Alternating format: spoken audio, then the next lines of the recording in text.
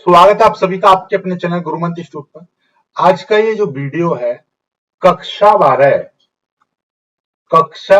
12 physics का है। और फिजिक्स में आज हम आपको लेसन वन के एमसीक्यू कराने वाला हूं मैं। ठीक है ना। टॉप 20 टॉप 20 एमसीक्यू जो 2023 देखिएगा। हर सवाल ऐसा है जो प्रीवियस ईयर पिछले 5 से 10 सालों से रिपीटेड आ रहे हैं क्वेश्चन, वो सारे क्वेश्चंस कराऊंगा मैं। और ये देख ही पा रहे होंगे मास्टरमाइंड का लिया है तो मैंने डायरेक्ट 2025 का मास्टरमाइंड है, उनके सारे बहुविकल्पी आज समझा दूंगा मैं आपको। ठीक है, चलिए स्टार्ट करते हैं। देखिएगा पहला क्वेश्चन है चांदी का परावैद्युतांक होता है। देखिए जितनी भी एक चीज दिमाग में रख लीजिए, जितनी भी धातु होंगी धातुओं के लिए के का मान कितना होता है? अनंत। और चांदी क्या है? धातु। और धातु के लिए जो परावैद्युतांक का मान जो होता है वो अनंत। तो इसका राइट आंसर कितना है? अनंत। 2023 में आया था। अगला क्वेश्चन है निम्न में से कौन सा वैद्युत क्षेत्र का मात्रक नहीं है? क्वेश्चन नंबर 2 है कि निम्नलिखित में से कौन सा वैद्युत क्षेत्र का मात्रक नहीं है? वैद्युत क्षेत्र का मात्रक नहीं है तो मतलब ये देखना है इनमें से कौन सा वैद्युत क्षेत्र का मात्रक नहीं है। 2009, 2014, 2018, 2019 यानी कितना वेरी वेरी इंपोर्टेंट कर लीजिएगा इसको। तो सबसे पहले आपको ये पता होना चाहिए कि वैद्युत क्षेत्र जो होता है उसका फॉर्मूला क्या होता है। देखिए एक फॉर्मूला ये है वैद्युत क्षेत्र का, ई बराबर एफ अपॉन क्यू। ये होता है वैद्युत क्षेत्र का एक फॉर्मूला, या वैद्युत क्षेत्र की तीव्रता का न्यूमेरिकल में आएगा। तो एफ का मात्रक न्यूटन और क्यू का मात्रक कूलाम, तो न्यूटन प्रति कूलाम एक वैद्युत क्षेत्र का फॉर्मूला बन गया। एक वी ई बराबर वी अपॉन डी होता है। तो यहां पर आपका वी यानी कि वोल्ट, ये हो जाएगा वोल्ट प्रति, और डी का मतलब डी दूरी है, वोल्ट प्रति मीटर। एक ये फॉर्मूला बन गया वैद्युत क्षेत्र की तीव्रता का। एक और होता है, क्योंकि यहाँ पे देखिए जूल का भी जिक्र किया, जूल आता है यानी कि एक वैद्युत द्विध्रुव की स्थितिज ऊर्जा, तो माइनस पीई साइन थीटा। ठीक है, ये फॉर्मूला होता है माइनस पीई कॉस थीटा या साइन थीटा जो भी है, आप ऐसे इसको मान लीजिए माइनस का पीई लगा देते हैं, बात खत्म। ठीक है, तो यहां से ई का मान जब निकालेंगे तो ई बराबर क्या हो जाएगा? माइनस का यू अपॉन पी। यू क्या है आपका? जूल, और पी यहाँ पर वैद्युत द्विध्रुव आघूर्ण होता है। वैद्युत द्विध्रुव आघूर्ण का मात्रक होता है कूलाम मीटर। तो ये तो वैद्युत क्षेत्र की तीव्रता का कौन कौन से फॉर्मूला बन गए? न्यूटन प्रति कूलाम, वोल्ट प्रति मीटर और जूल प्रति कूलाम मीटर। यानी कि ये भी वैद्युत क्षेत्र की तीव्रता का फॉर्मूला हैगा, ये भी वैद्युत क्षेत्र की तीव्रता का फॉर्मूला हैगा, और जूल प्रति कूलाम मीटर ये भी वैद्युत क्षेत्र की तीव्रता का फॉर्मूला होगा। लेकिन ये इसका राइट आंसर है क्योंकि ये वैद्युत क्षेत्र की तीव्रता का मात्रक नहीं है। तो इस वाले क्वेश्चन में यही पूछा है कि वैद्युत क्षेत्र की तीव्रता का मात्रक नहीं है, तो ये वाला वैद्युत क्षेत्र की तीव्रता का मात्रक नहीं है, मतलब it means this is the right answer. इस क्वेश्चन का ये राइट आंसर है। ओके, अगला क्वेश्चन देखिएगा, किसी भौतिक राशि के मात्रक वोल्ट प्रति मीटर और न्यूटन प्रति कूलाम दोनों है, भौतिक राशि है, ये अभी अभी बताया है। न्यूटन प्रति कूलाम और वोल्ट प्रति मीटर मैंने अभी अभी आपको बताया ना, ये रहा कि भैया ये न्यूटन प्रति कूलाम और वोल्ट प्रति मीटर ये क्या है? वैद्युत क्षेत्र की तीव्रता के मात्रक होते हैं। तो देखिएगा ये है वैद्युत क्षेत्र की तीव्रता के मात्रक। यहां पर एक विभवांतर दिया है, विभवांतर यानी कि विभवांतर बोले तो विभव। ठीक है, उसका मात्रक क्या होता है? सीधे सीधी भाषा में वोल्ट होता है। ठीक है, वैद्युत फ्लक्स जो होता है फाई बराबर क्या होता है? ई ए कॉस थीटा। ठीक है, ये फॉर्मूला होता है। और यहां पर ई क्या होता है? न्यूटन प्रति कूलाम, और ये है मीटर स्क्वायर। तो यहाँ का मात्रक वैद्युत फ्लक्स का यदि मात्रक आपसे पूछ ले कभी, तो न्यूटन मीटर स्क्वायर प्रति कूलाम ये बन जाएगा। ठीक है, समझ में आ गई चीजें। ये 2024 में आया था अब की बात। अगला, निर्वात की विद्युतशीलता का मात्रक। निर्वात की विद्युतशीलता कहां कहां पर आती है? ये देखिएगा, निर्वात की विद्युतशीलता, पहले इसको मिटा दे रहा हूं, यहाँ पे जगह बन जाएगी मेरे को। ठीक है, हर चीज आप अच्छे से समझ लेंगे। ठीक है, निर्वात की विद्युतशीलता ध्यान से समझिएगा। निर्वात की विद्युतशीलता यानी कि देखिएगा ये कहां पर आता है? आपको पता है एफ बराबर एक फॉर्मूला होता है 1/4πε0 Q1 Q2 upon r square, यही है ना। तो यहां पर ये है निर्वात की विद्युतशीलता। तो इट मींस क्या कि भैया निर्वात की विद्युतशीलता को मैं इधर ले जाऊं और ये एफ नीचे आ जाएगा, तो 1/4π नीचे यहां पर ये एफ आ जाएगा क्योंकि ये इधर चला गया, और एफ नीचे आ जाएगा into Q1 Q2 upon r square. तो इसका यदि मात्रक बनेगा इसका कोई मात्रक नहीं होगा क्योंकि ये कांस्टेंट है। ऊपर क्या होगा, ये कूलाम कूलाम, आवेश का मात्रक कूलाम कूलाम, तो ऊपर हो जाएगा कूलाम स्क्वायर। एफ का मात्रक न्यूटन और ये दूरी का मात्रक यानी मीटर और इसका स्क्वायर लग रहा है तो स्क्वायर आ गया। तो एप्सिलॉन जीरो का मात्रक बन गया कूलाम स्क्वायर प्रति newton metre square. Coulomb square प्रति newton metre square, D is the right answer. कभी कभी आपसे डायरेक्टली पूछ लेगा कि 1/4 पाई एप्सिलॉन जीरो का मात्रक बताओ, तो इसका टोटल मात्रक करेंगे तो इसका उल्टा कर देते हैं, न्यूटन मीटर स्क्वायर प्रति कूलाम स्क्वायर, ऐसे बनता है। ठीक है, चलिएगा। ऐसे ही इनका विमीय सूत्र भी आपको पता होना चाहिए। आगे देखिए, ये कह रहा है कि 2 माइक्रोकूलाम के बराबर परंतु विपरीत आवेशों के बीच 3 सेंटीमीटर की दूरी है, इनका वैद्युत विद्रोह आघूर्ण। यानी कि यहां पर एक आवेश है और एक आवेश यहां पर है। यहां पर आपका प्लस का 2 माइक्रोकूलाम रखा हुआ है, यहां पर माइनस का 2 माइक्रोकूलाम, और दोनों के बीच की दूरी कितनी है, 3 सेंटीमीटर है। ऐसे सवालों को हम कैसे करते हैं आपको पता है, नहीं पता तो यहाँ पे जान लो कि भाई हमको P बराबर फॉर्मूला होता है Q इंटू 2L। तो Q कितना है, 2 माइक्रोकूलाम, तो 2 का मतलब 2 और माइक्रोकूलाम की जगह पे लगा दिया माइनस का 6। 2L, इन दोनों के बीच की दूरी 3 सेंटीमीटर, सेंटीमीटर का मतलब 3 गुणा 10 की पावर माइनस 2, 3 गुणा 10 की पावर माइनस 2। तो 3 की मल्टीप्लाई 2 में करेंगे तो कितना हो जाएगा 6, और 6 और 2 कितना हो जाएगा 8, माइनस के 8 कूलाम मीटर आ गया। तो 6 गुणा 10 की पावर माइनस 8, 6 गुणा 10 की पावर माइनस 8 कूलाम मीटर, इतना आ गया। ठीक है, चलिए अगला क्वेश्चन। वैद्युत क्षेत्र की तीव्रता का मात्रक है 13, 14, 16, 19, वेरी वेरी स्टार बना लो 2, यानी वेरी वेरी मोस्ट इंपोर्टेंट। तो न्यूटन प्रति कूलाम वैद्युत क्षेत्र की तीव्रता का मात्रक होता है क्या, न्यूटन प्रति कूलाम। ये तो न्यूटन प्रति मीटर है, ऐसी जल्दबाजी में गलती मत करना। ठीक है, न्यूटन प्रति कूलाम, न्यूटन प्रति coulomb is the right answer, this is the right answer. आगे देखिएगा अगला क्वेश्चन। अगला क्वेश्चन क्या कह रहा है कि एक इलेक्ट्रॉन जिस पर जिसका आवेश E है और द्रव्यमान m है, एक समान वैद्युत क्षेत्र E में गति कर रहा है, तो इसका त्वरण बताओ। तो भैया E का फॉर्मूला मैंने अभी अभी आपको बताया है। E का फॉर्मूला क्या है, E बराबर होता है F अपॉन Q। लेकिन यहाँ पर E इलेक्ट्रॉन का जो आवेश है वो E है, तो यहाँ पे मैं E कितना लगा दूंगा E। ठीक है, तो F बराबर क्या हो जाएगा फॉर्मूला, ये हो जाएगा E इंटू E। और F का फॉर्मूला, क्योंकि बल बराबर क्या होता है एम ए, द्रव्यमान इंटू, क्योंकि यहाँ पे द्रव्यमान एम भी तो दे रखा है, ई अपॉन ए। और यहाँ पे त्वरण का फॉर्मूला पूछा है तो ई बट्टे एम, ये आ जाएगा ई बट्टे m, this is the right answer. ठीक है, ई त्वरण, ठीक है। चलिए आगे देखिएगा अगला क्वेश्चन। क्या बराबर द्रव्यमान के गोलों ए और बी को क्रमशः प्लस क्यू और माइनस क्यू आवेश दिया जाता है। यानी कि भैया बराबर द्रव्यमान था ए और ये बी, दोनों बराबर हैं, अभी इसको प्लस क्यू कूलम आवेश दिया जा रहा है, यानी कि इस पर प्लस क्यू कूलम आवेश दिया जा रहा है, इस पर माइनस क्यू कूलम आवेश दिया जा रहा है। तो आवेश के पश्चात इसका द्रव्यमान एम ए हो जाता है, इसका द्रव्यमान एम बी। तो बताओ कि भैया इसमें संबंध क्या होगा। ठीक है, आवेश के पश्चात इनका जो द्रव्यमान है वो एम ए और इसका एम बी। सिंपल सी बात है, जिसको प्लस आवेश दिया जाएगा यानी कि जिस पर प्लस आवेश होता है उसका द्रव्यमान कम हो जाता है, जिसको माइनस आवेश दिया जाता है उसका द्रव्यमान बढ़ जाता है। क्योंकि माइनस का मतलब होता है कि इस पर इलेक्ट्रॉन एक्स्ट्रा आ गए, और इसका मतलब क्या है कि इससे इलेक्ट्रॉन चले गए। जब इलेक्ट्रॉन चले जाएंगे तो किसी चीज में यानी कि द्रव्यमान में भी फर्क पड़ता है, यानी कि कम हो जाता है। तो सिंपल सी बात है, जो इसका द्रव्यमान है ये कम हो जाएगा, इसका द्रव्यमान बढ़ जाएगा, यानी कि एम बी का जो द्रव्यमान है वो बड़ा हो जाएगा और एम ए का कम हो जाएगा। ऐसा कहीं पर कंडीशन है, देखिएगा ये रहा, इसको पढ़ो जरा। एम ए का द्रव्यमान यहाँ पर क्या है, एम बी का ज्यादा है और एम ए का कम, क्योंकि जिधर मुंह बंद होता है उधर छोटा होता है। तो this is the right answer. ठीक है, चलिए अगला क्वेश्चन देखिएगा। ये कह रहा है कि दो बिंदु आवेशों के बीच बल एफ न्यूटन स्थिर वैद्युत बल कार्य करता है। यदि आवेशों को के परावैद्युतांक के माध्यम में रखा जाए तो यह बल कितना होगा। सिंपल सी बात है कि भैया ये वायु में लग रहा है इतना बल, और के परावैद्युतांक के माध्यम में रख देंगे तो उससे क्या हो जाएगा, बल क्या हो जाएगा, घट जाएगा, यानी कि ये के नीचे आ जाएगा।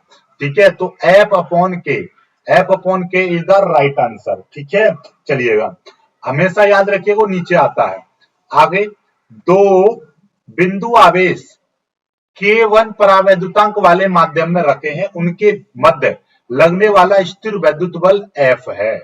यदि यदि माध्यम का परावैद्युतांक बदलकर K2 कर दिया जाए तो इनके मध्य लगने वाला बल कितना होगा।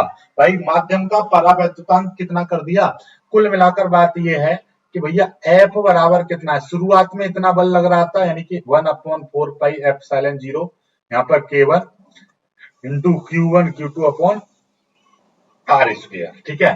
तो इट मींस ये बल लग रहा था शुरुआत में। अब इसको बदलकर हम क्या कर दें, K2 कर दें, यानी कि ये आ जाएगा 1/4 पाई एप्सिलॉन 0 और Q1 Q2 upon r square. ये सारी चीज सेम है लेकिन इसको बदल दिया मैंने, यहाँ पर K1 की जगह पे K2 कर दिया। तो अब इन दोनों का जो संबंध होगा वो क्या होगा भाई, ठीक है। इन दोनों का संबंध यदि हम निकालें तो क्या हो जाएगा, देखिए नॉर्मली आपको दिखाई देगा कि भैया यहाँ पे इस K को यहाँ पे ले आए तो ये कितना हो जाएगा, K1 हो जाएगा।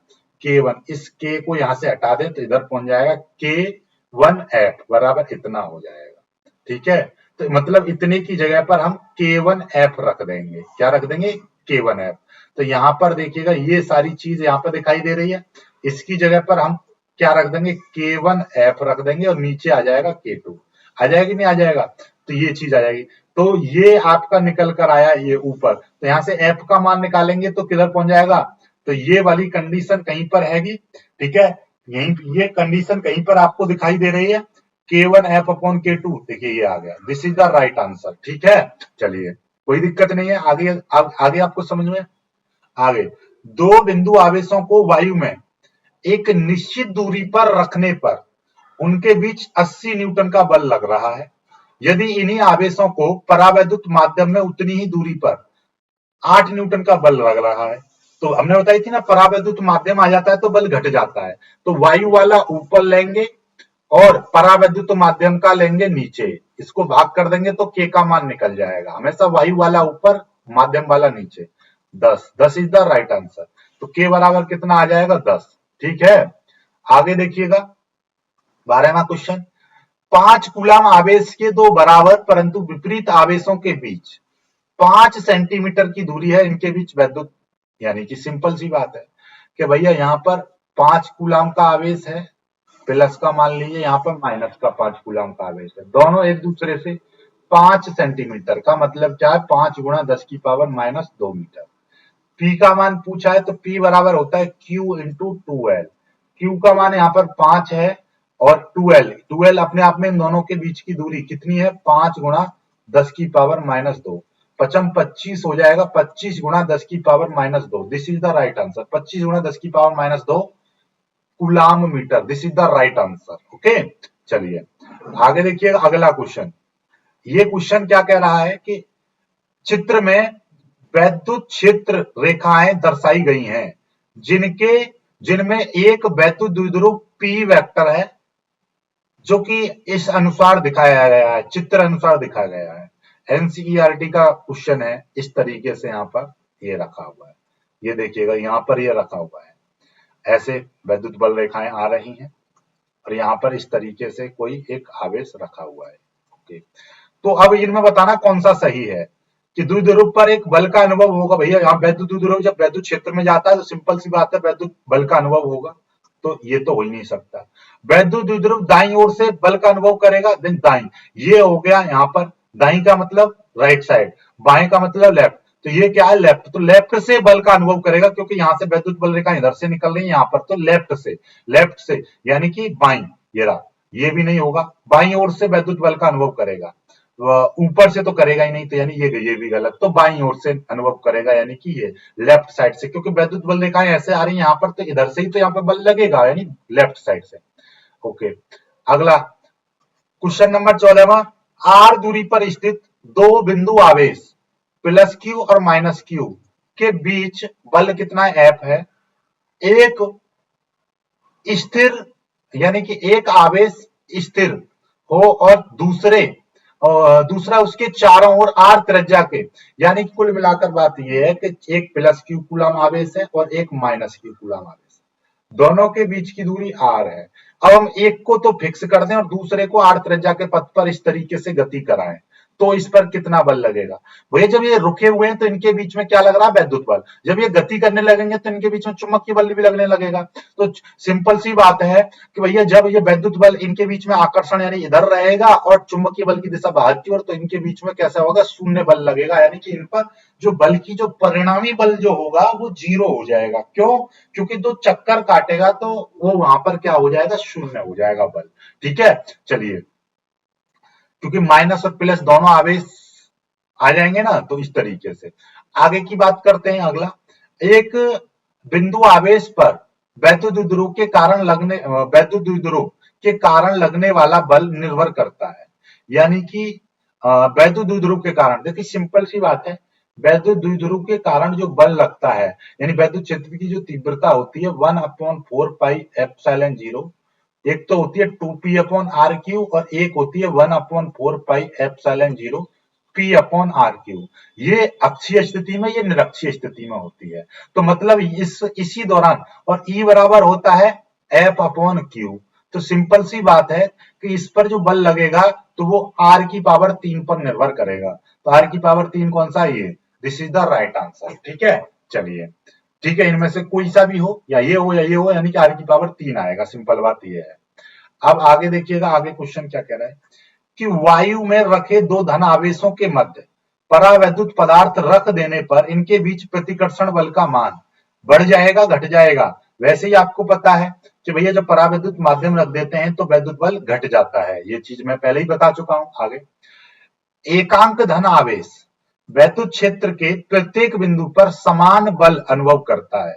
तो वैद्युत क्षेत्र होगा समान बल का मतलब एक समान, तो एक समान वैद्युत क्षेत्र होगा, सिंपल सी बात है।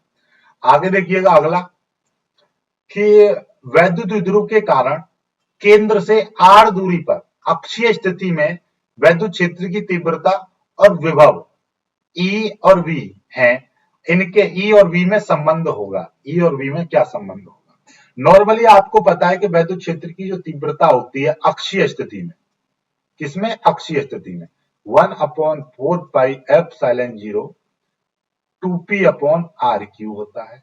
और V बराबर अक्षीय स्थिति में V बराबर फॉर्मूला होता है 1/4πε0 q/r², सॉरी q/r², ये होता है। ठीक है, चलिएगा, अब आप मुझको बताइए, सिंपल भाषा में आप मुझको एक चीज बताइए कि जब मैं इसको इस तरीके से संबंधित करूं, देखिएगा ये वाली जो चीज है इसकी जगह पर V है, तो इस E के फॉर्मूले को मैं कितना लिखूं, 1/4πε0, और यहां पर ये Q, क्योंकि P बराबर क्या होता है, P बराबर नॉर्मली Q इंटू 2L होता है।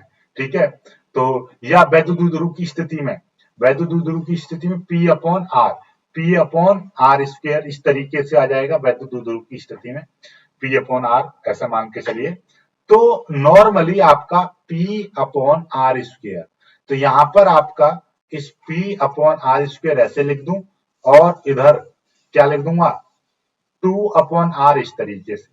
तो ये वाली जो वैल्यू है ये V की हो जाएगी, तो V इंटू 2/r आ जाएगा E बराबर, तो नॉर्मली 2V/r, तो E बराबर 2V/r, this is the right answer. E बराबर 2V/r, ये हो जाएगा। ठीक है, V बराबर ये हो।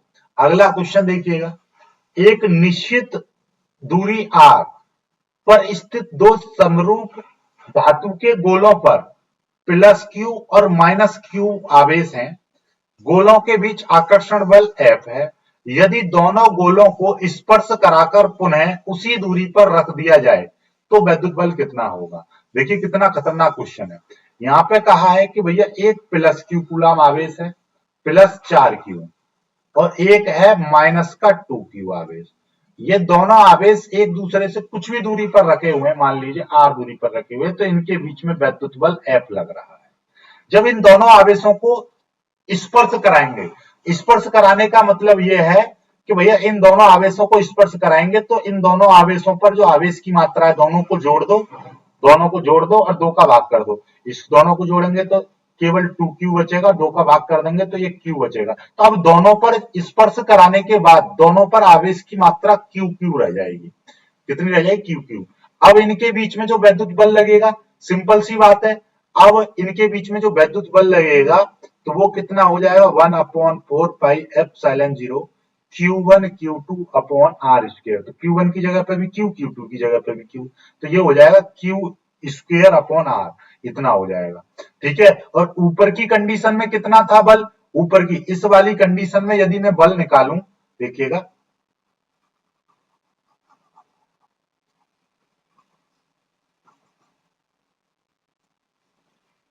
ये देखिए ऊपर वाली कंडीशन क्या थी कि यहाँ पर -4q और यहाँ पे +4q और यहाँ पे -2q, और इस स्थिति में आर दूरी पर है।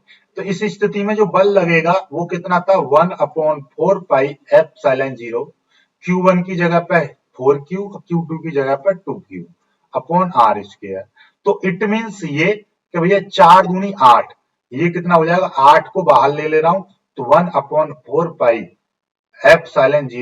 और ये हो जाएगा q square upon r square, जो कि इतना बैठ रहा था। जो कि कितना बैठ रहा है? ये वाला क्यू, यानी कि ये क्यू स्क्वायर अपॉन ये, तो इसकी जगह पर मैं एफ रख दूंगा, तो मतलब कितना हो जाएगा? यहाँ पर ये एफ आ जाएगा, इस तरीके से आ गया 8 एफ। यानी कि जो नया बल है वो कितना हो जाएगा? नया बल जो निकल कर आया, ठीक है, ये जो ये जो सॉरी पहला जो बल है वो नए बल का कितना हो जाएगा? 8 गुना हो जाएगा। तो नया बल निकालेंगे तो वो पहले बल का नया बल, यदि एफ डैश नया वाला बल निकालेंगे तो एफ पहले का 1/f, यानी कि पहले बल का कितना हो जाएगा? 8वां हिस्सा हो जाएगा, 8 का भाग आ जाएगा नीचे। ठीक है, चलिए आगे का 20वां क्वेश्चन कि इलेक्ट्रॉन के आवेश और संहति का, यानी कि इलेक्ट्रॉन पर जो आवेश होता है Q बराबर 1.6 गुणा 10⁻⁻19, और इलेक्ट्रॉन पर जो आवेश होता है मास ऑफ इलेक्ट्रॉन, तो वो कितना होता है भाई? 9.1 गुणा 10⁻27 किलोग्राम। इस तरीके जब इसको सॉल्व करते हैं तो आपको दिखाई देगा 1.77 गुणा 10⁻11, इसका डायरेक्टली भाग कर देंगे तो इतना आ जाएगा। और एक वर्ग के दो विपरीत कोणों पर प्लस क्यू आवेश और दूसरे विपरीत कोने पर माइनस क्यू आवेश, तो नेट बल किसी नेट क्यू या नेट आवेश क्यू पर कितना वैद्युत बल 0 है, तो क्यू अपॉन क्यू का जो मान होगा वो इतना होगा। ये तो हमेशा याद रखिएगा जब इस तरीके से यानी कि मैं आपको बता रहा हूं, जब एक वर्ग होता है वहां पर इस तरीके से एक पर क्यू रखा हुआ है, एक पर प्लस क्यू रखा हुआ है, तो इन दोनों आवेशों का जो अनुपात होता है वो इतना ही होता है। ये प्लस में तो -2 होगा, यानी कि इसके विकर्ण के बराबर होता है। ठीक है, चलिएगा बाकी आज की वीडियो को यहीं पर समाप्त करते हैं। क्वेश्चन समझ में आए हैं तो कमेंट करिएगा, नहीं समझ में आए तो कमेंट करिएगा। इनमें से कोई क्वेश्चन ऐसा होगा जो आपको समझ में नहीं आया होगा तो कमेंट करना, नंबर मुझको बता देना कि question number 20, question number 21, question number 15, जो भी है आपके दिमाग में ऐसा होगा तो कमेंट करिएगा, मैं दोबारा से आपको समझा दूंगा। और सभी समझ में आए तो वीडियो को लाइक करके शेयर कीजिएगा।